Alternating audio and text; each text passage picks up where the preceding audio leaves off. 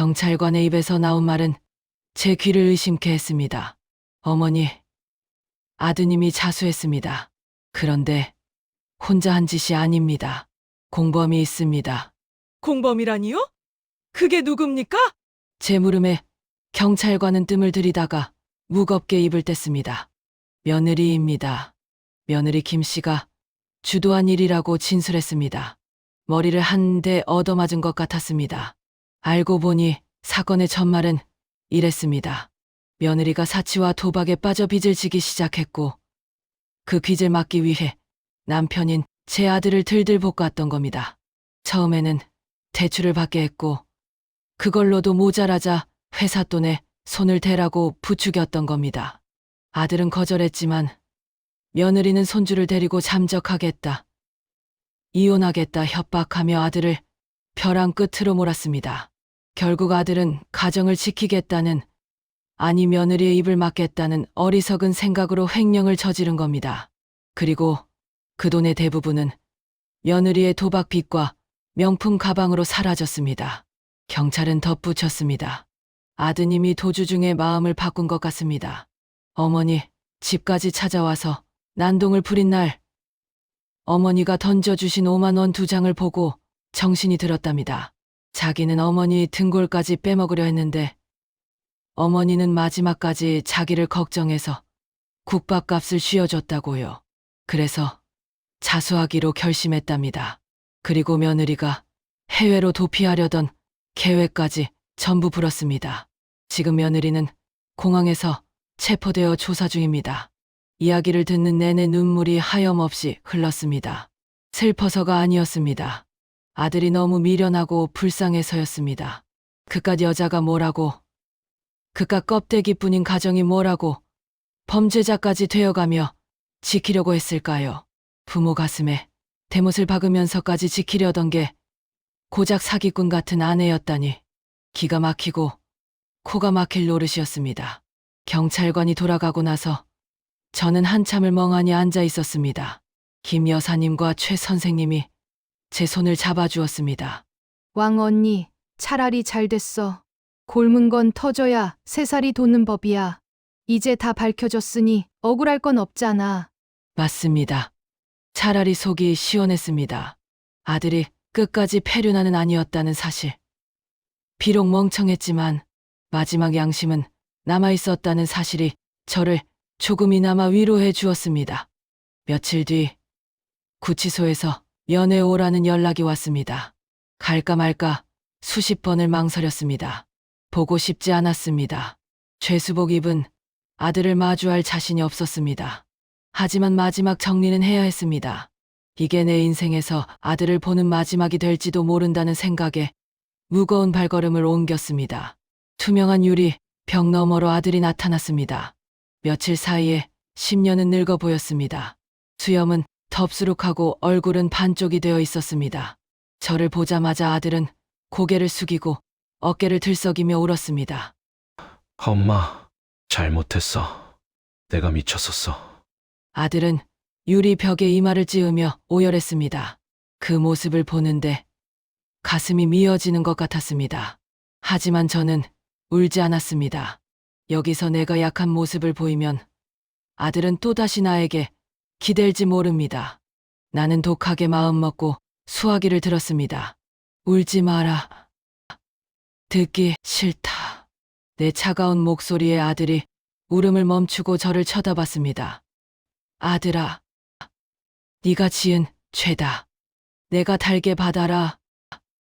나는 너를 위해 변호사를 선임해 줄 생각도 없고 합의금을 내줄 생각도 없다. 내가 싼 똥은 내가 치워라. 그게 어른이다.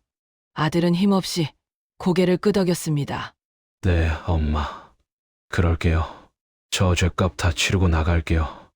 그리고 다시는 엄마 앞에 안 나타날게요. 염치 없어서 못 봐요. 그냥 건강하게만 사세요. 아들의 마지막 말에 목이 메었습니다. 하지만 저는 끝까지 눈물을 보이지 않았습니다. 그래, 건강하마. 너도 밥 잘 먹고 거기서라도 사람 돼서 나와라. 그게 내가 너한테 해줄 수 있는 마지막 말이다.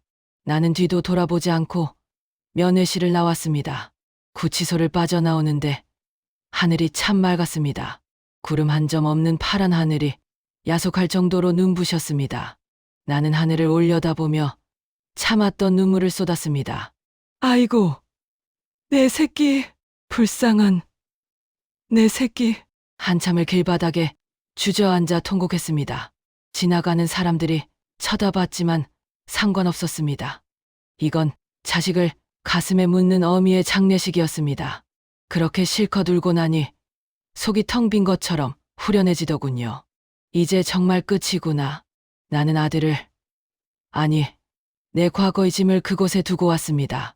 집으로 돌아오니 쉐어하우스 식구들이 저를 기다리고 있었습니다.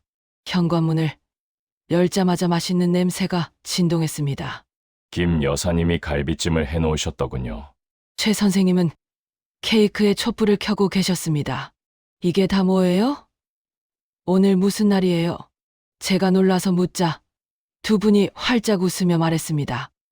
왕 언니의 새 인생 첫날이잖아. 축하해. 이제 진짜 자유인이 된 거. 고생했어요. 여사님, 이제 꽃길만 걸으십시다.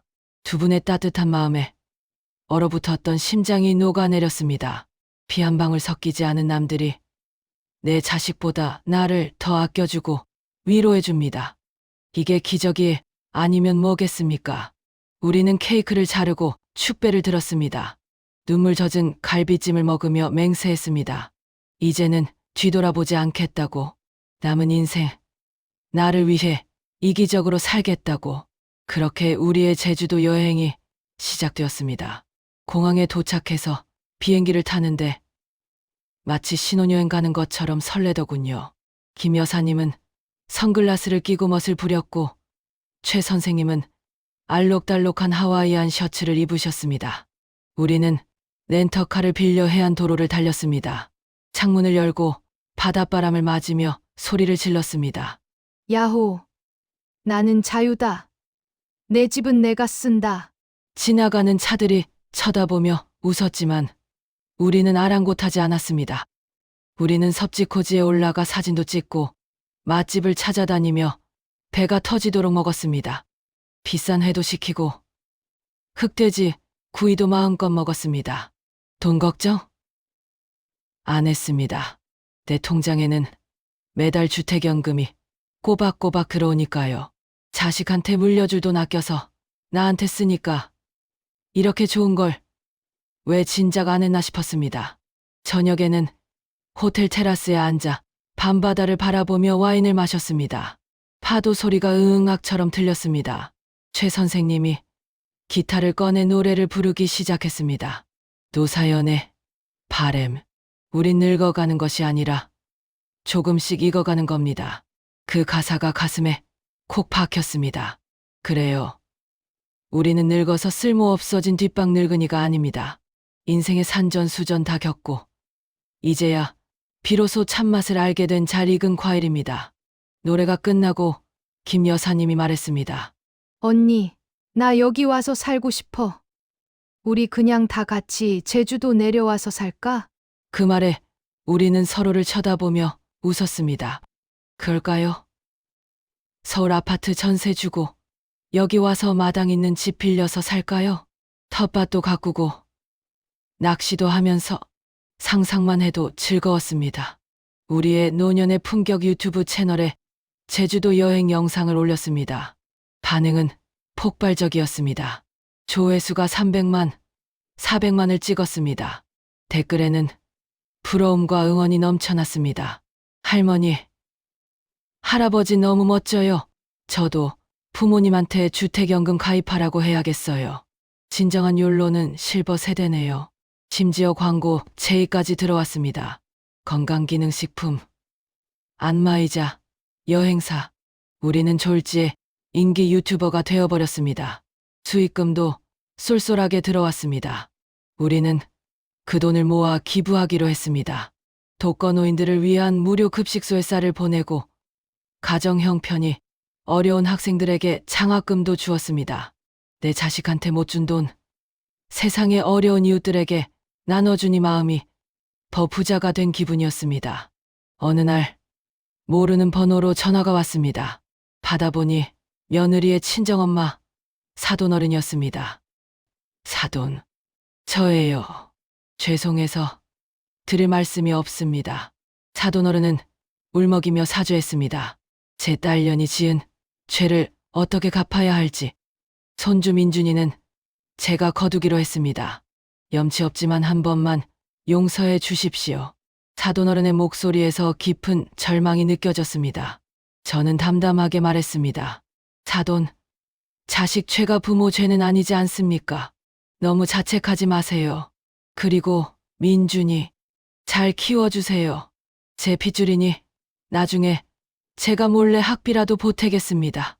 하지만 며느리는 용서가 안 되네요. 법대로 죄값 다 치르게 두세요. 그게 그 아이를 위한 길입니다.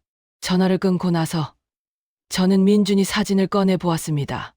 해맑게 웃고 있는 아이. 이 아이는 부모의 업보를 짊어지지 않고 바르게 자라기를 기도했습니다. 시간은 흘러 계절이 바뀌었습니다. 우리는 여전히 그 아파트에서, 아니 행복한 쉐어하우스에서 잘 살고 있습니다. 김 여사님은 요리 교실을 열어 동네 사람들에게 반찬 만드는 법을 가르치고, 최 선생님은 복지관에서 노인들에게 스마트폰 활용법을 강의하십니다. 저는 무엇을 하냐고요? 저는 글을 씁니다. 제 파란만장한 이야기를 책으로 쓰고 있습니다. 제목은 내 집이 죄인가입니다. 베스트셀러 작가가 되는 게 제 마지막 꿈이거든요. 가끔 구치소에 있는 아들에게 편지가 옵니다. 처음에는 원망 섞인 내용이었는데 요즘은 반성문 같은 내용이 옵니다. 어머니, 여기서 기술 배우고 있어요. 나가면 성실하게 땀 흘려서 돈 벌게요. 그때 되면 저 한 번만 안아주세요.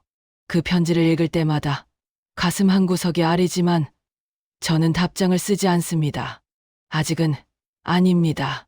그가 완전히 새 사람이 되어 제 앞에 당당히 서는 날, 그때는 따뜻한 밥 한 끼 차려줄 생각입니다. 하지만 돈은 안 줄 겁니다. 절대로요. 사랑하는 여러분, 제 긴 이야기를 들어주셔서 감사합니다. 혹시 지금 자식 때문에 속 앓고 계신가요? 노후 자금 털어서 자식 도와줄까 고민하고 계신가요? 제발 그러지 마세요. 자식은 자식 인생, 나는 내 인생입니다.